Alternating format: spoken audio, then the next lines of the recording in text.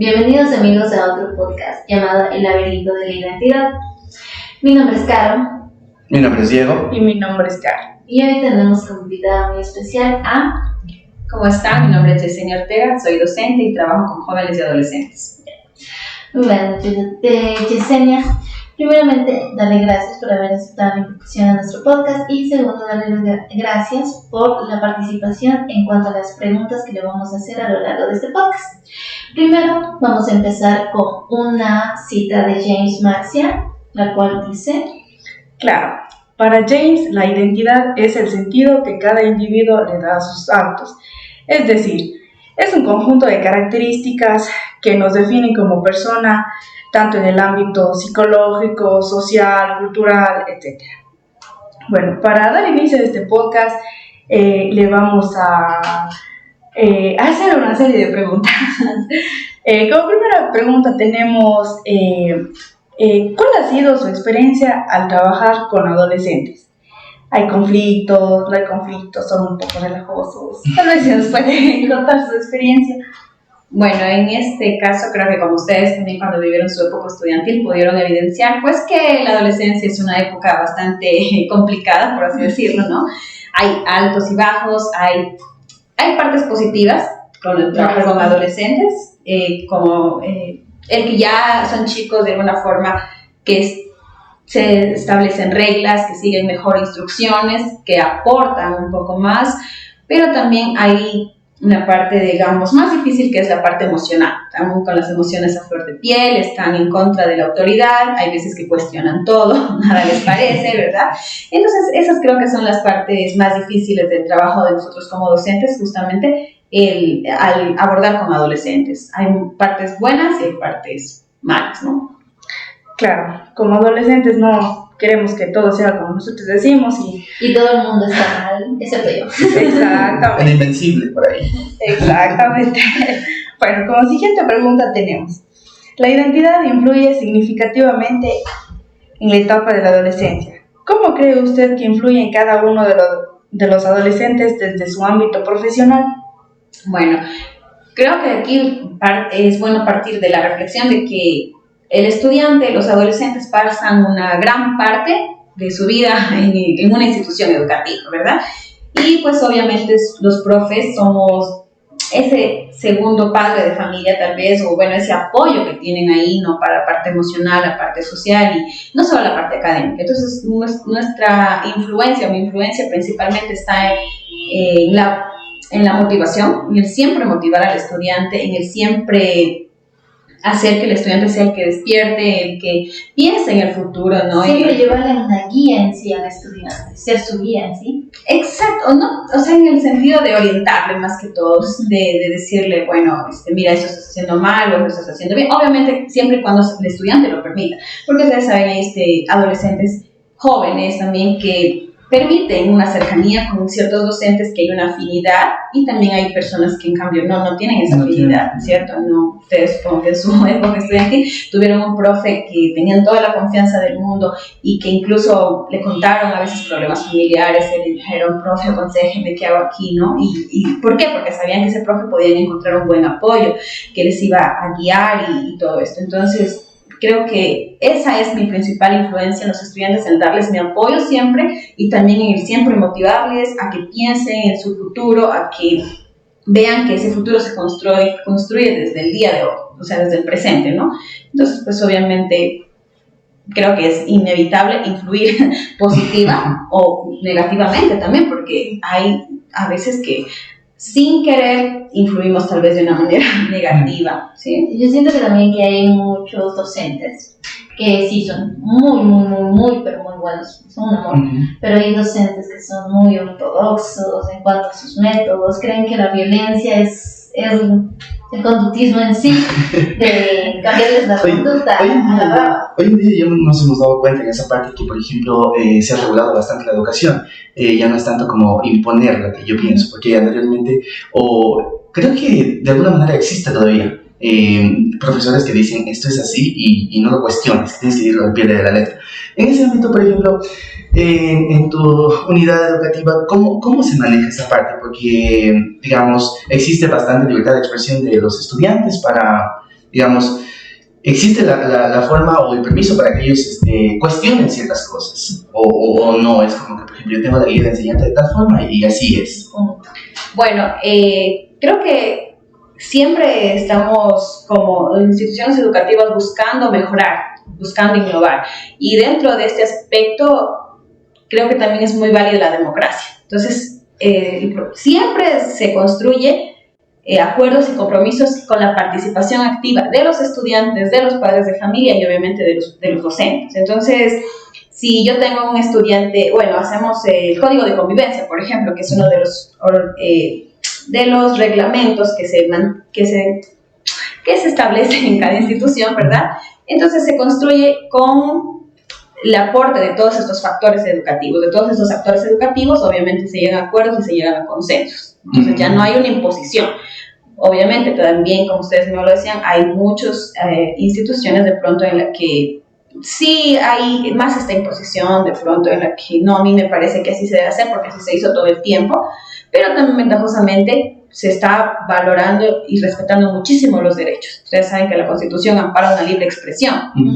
Sin embargo, obviamente en una institución, si dejamos a la libre expresión, tal vez de alguna forma se malinterprete por parte de los estudiantes. Entonces, siempre debe haber límites, ¿no? Exacto. Siempre debe establecerse una parte hasta donde se puede llegar. Es muy importante, ¿no? La parte de, como se nos decía, establecer límites, ya que en la etapa de la adolescencia, como se dice, o como dicen algunos padres, estamos en edad del burro, queremos hacer todo los que, perdón la palabra, lo que se nos venga en gana, digamos, y simplemente, no sé si decirlo porque somos rebeldes, simplemente porque estamos en una etapa medio complicada, ¿no? Entonces yo creo que es importante el tema de poner reglas. Bien, cuando estamos abordando este tema de lo desafiante, de la rebeldía, tanto, hay ciertos estudiantes que quieren destacar, pero de una manera o de algún modo desafiante en el aula. ¿Usted cómo reacciona delante de eso? Bueno, en mi práctica profesional, yo he buscado siempre la convivencia pacífica, ¿no? Y primero que nada, evitar el conflicto, evitar llegar hasta el punto en el que se estalle. Obviamente, si ya veo que de pronto tengo la resistencia siempre con un estudiante, que siempre un estudiante me está diciendo, no, es que eso no me parece, es que eso no, yo no quiero así, porque obviamente detrás de ese estudiante hay un montón de emociones, ¿verdad? Entonces puede ser que vino ya desde su casa indispuesto y chuta, el momento a lo mejor explotó, ¿no? Entonces, para mí, creo que una de las formas que me ha funcionado es evitar el enfrentamiento. O sea, hay muchas veces que caemos en el error de que si me contesta mal, yo también, más fuerte, yo soy la autoridad y aquí se hace lo que yo diga, ¿verdad? Y caemos en un error porque en vez de apaciguar, vamos a hacer que se aumente la situación y pase a mayores. Entonces, al menos como yo siempre buscar por la parte de no enfrentar, de evitar el enfrentamiento y también de ir por la parte pacífica, de reflexionando. A veces también, si es necesario, tener una conversación después solo con el estudiante, joven, señorita, ¿qué le pasa a usted? ¿Qué tiene esa actitud conmigo? ¿No? Entonces, obviamente, saber. En mi práctica, realmente, hasta el momento, nunca he tenido un estudiante que haya sido así, completamente desafiante o completamente que haya estado en contra ni nada de eso. O sea, siempre he tratado de que haya ese respeto, ¿sí? Siempre he buscado ser muy respetuosa y también de respetar a los estudiantes, entenderles de alguna manera, pero también siempre, obviamente, con límites, ¿no? Claro. Nunca le ha tocado así un estudiante demasiado desafiante.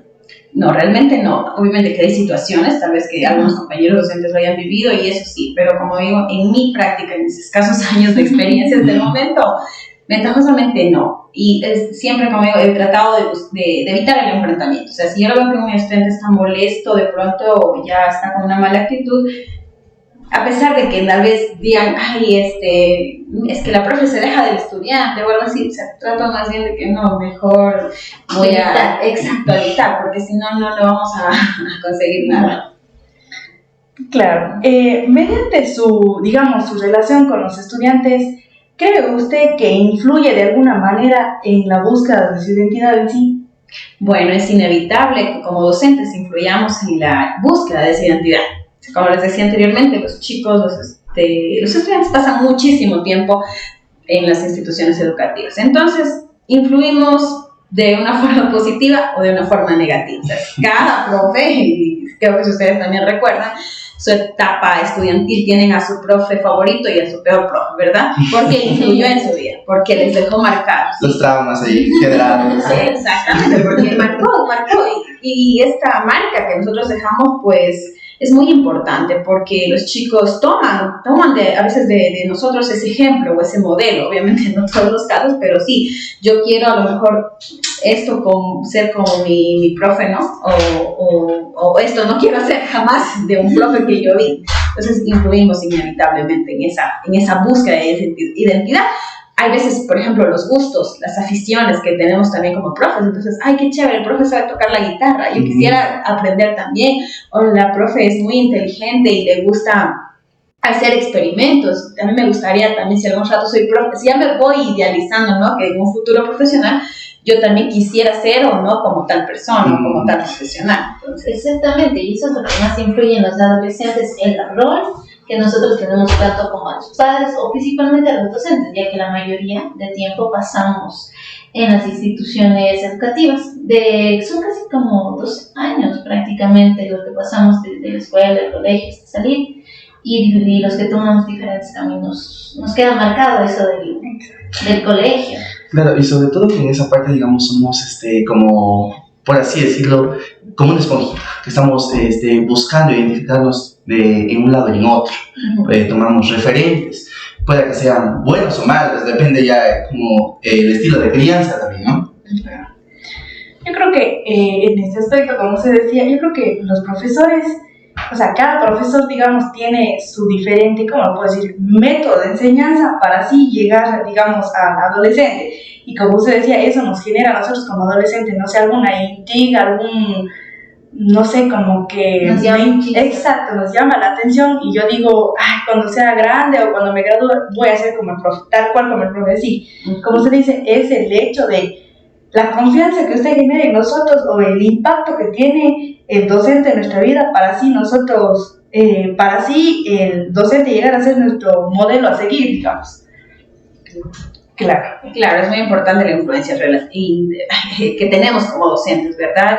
Y hay veces que no somos conscientes de eso y tal vez no le damos el valor suficiente a esta gran influencia que hay. Entonces hay mucha gente todavía, ya no muchos, pero sí hay algunos docentes todavía que dejan huellas muy malas en los estudiantes, que les recuerdan con rencor, que les recuerdan a veces porque fue el peor profe de mi vida. Y eso es triste, o sea, yo digo desde mi parte como docente, no me gustaría jamás dejar una huella de que un estudiante me recuerde y diga, es que esa profe fue la peor, fue la más mala, o fue una vaguísima. Entonces, no, realmente creo que mi compromiso, obviamente, soy docente de vocación, entonces justamente mi compromiso va más allá de solamente impartir conocimiento, sino también ser una influencia positiva en la vida de mis estudiantes.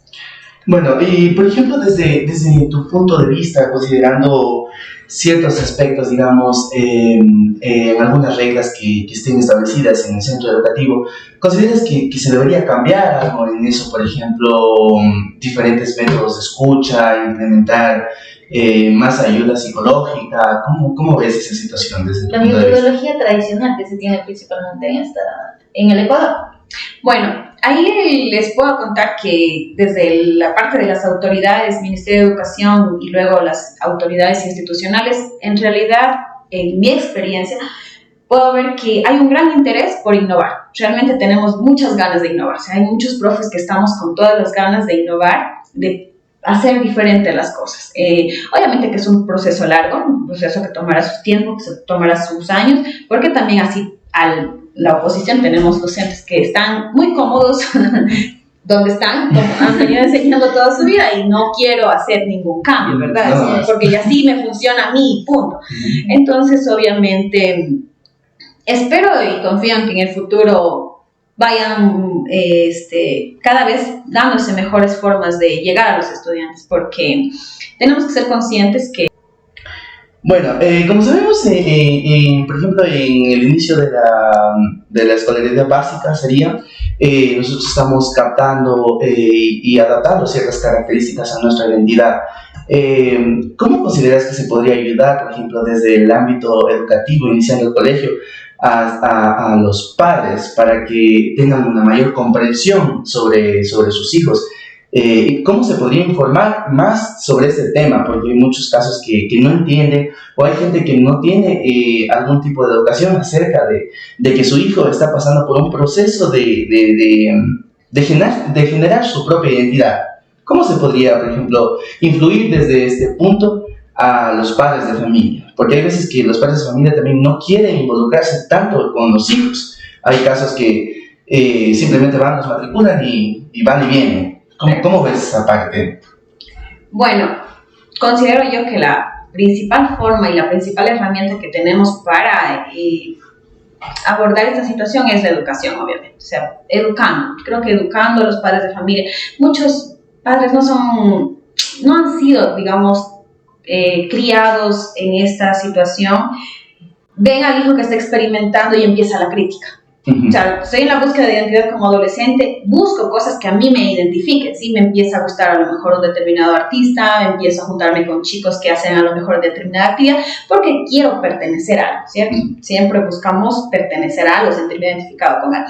Y ahí empieza con los padres de familia, que no les parece, ¿sí? Que nada les parece, que nada... Y son los principales críticos de sus estudiantes, de sus hijos, ¿no?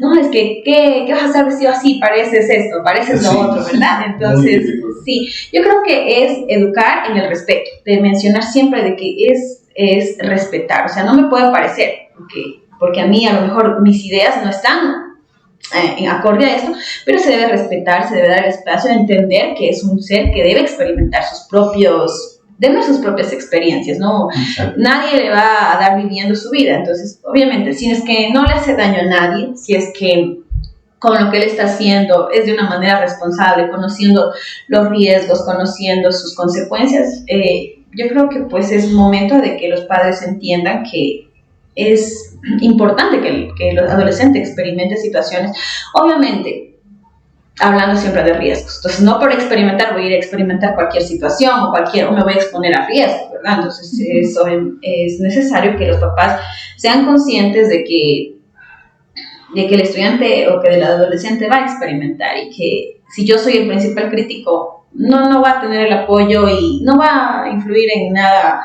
bueno, positivo, ¿no? Por decir. Entonces, yo creo que es un trabajo con los padres primero. El hecho de poco a poco ir haciéndoles entender, haciéndoles que ellos den el apoyo, que ellos busquen también una forma de tener una crianza respetuosa, ¿no? con sus hijos.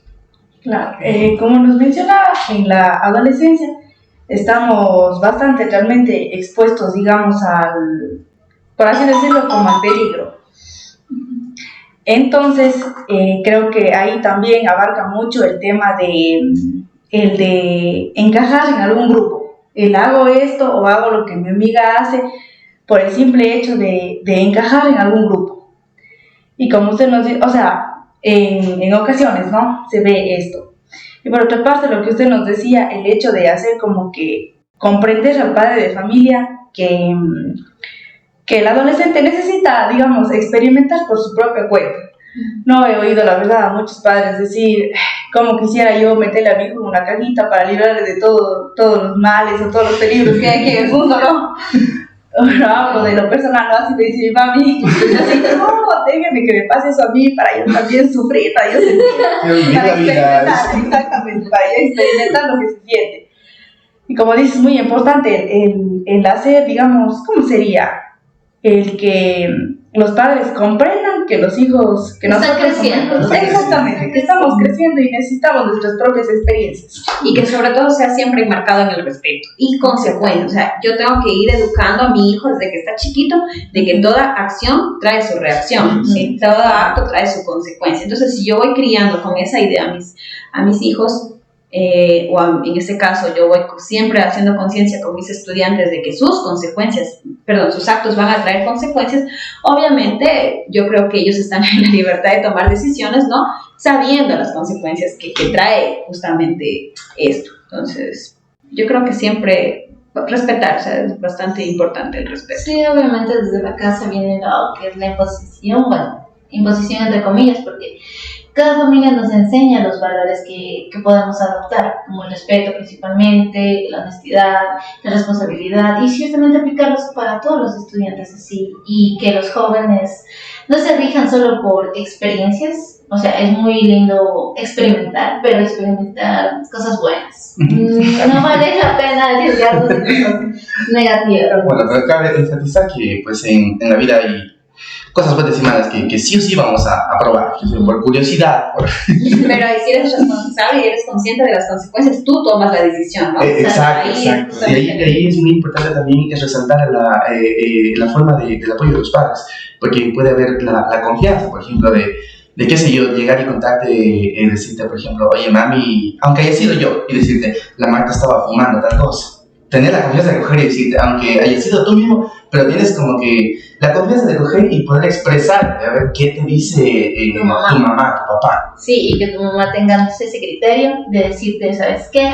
Eso tiene tal consecuencias, y no lo típico que va a decir, eso es malo, eso no está bien. Una gritada primerito, ¿para qué te cuentas con eso? O sea, pero va a traer cosas buenas. Claro que sí. Sí, es parte en parte.